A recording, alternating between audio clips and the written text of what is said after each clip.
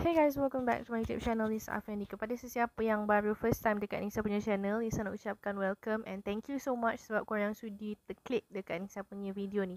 And kalau korang dah lama dah dekat channel ni, thank you juga sebab korang sudi support daripada dulu sampai sekarang ni. Okay guys, so tanpa melengahkan masa, jom Nisa nak tunjukkan kekat korang apps yang dikatakan legit membayar kali ni. So, tekan next, check the result, next. Okay, so apps ni korang boleh sign in menggunakan Apple ataupun Google ataupun Facebook ataupun start as guest. Tapi ni saya suggestkan dekat korang untuk korang sign in supaya senang untuk korang nak withdraw nantilah. So tekan sahaja sign in with Google.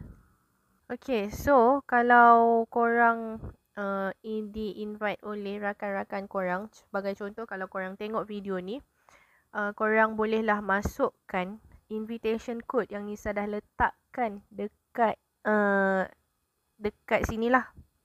Okay, so kalau korang ada invitation code, korang boleh masukkan invitation code ni lah. So sebagai contoh, korang masukkan invitation code yang Nisa dah letakkan dekat screen ni. So bila dah ada, korang tekan button complete. And then korang dah dapatkan 1000 coin percuma. Macam mana cara untuk kita nak dapatkan points daripada apps ni adalah korang boleh nampak kat sini. First kali ni saya nak bagi tahu dekat korang cara untuk korang nak claim. Cara nak claim adalah dekat sini. Korang nampak shopping bag. Shopping bag ni kalau korang perasan apps ni lebih kurang sama macam CocoBot.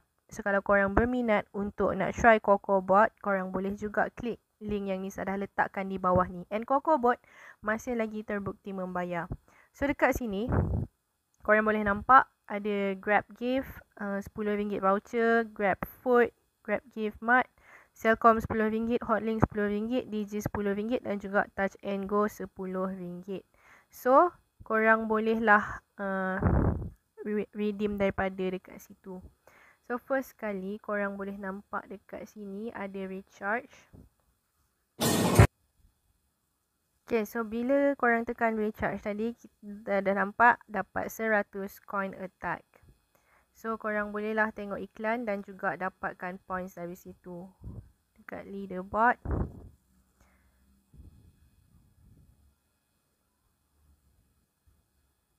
Tadi kita dah finish berapa tadi, so dapat juga.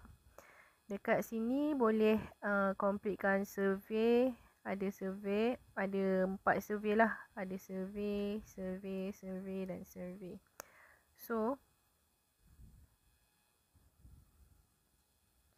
tiket ni apa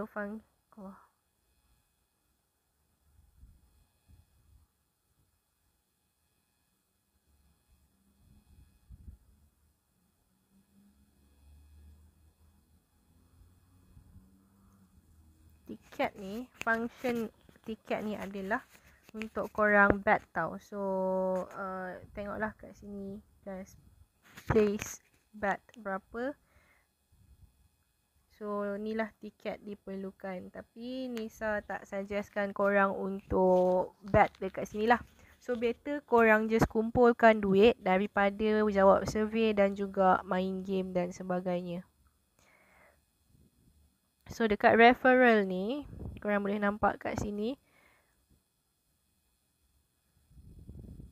Sama juga macam reward, macam CocoBot lah. Receive coin, recharge, participate in survey, participate in games dan sebagainya. So basically guys, just macam tu sahaja cara untuk korang nak dapatkan coins dan cara untuk kita nak redeem daripada apps ni. So kalau korang berminat, korang boleh klik je link yang dekat bawah ni. So itu sahaja. Thank you so much for watching. Kalau korang suka, jangan lupa untuk tekan like, share, komen dan juga subscribe. Okay, I'll see you guys in the next one. Bye.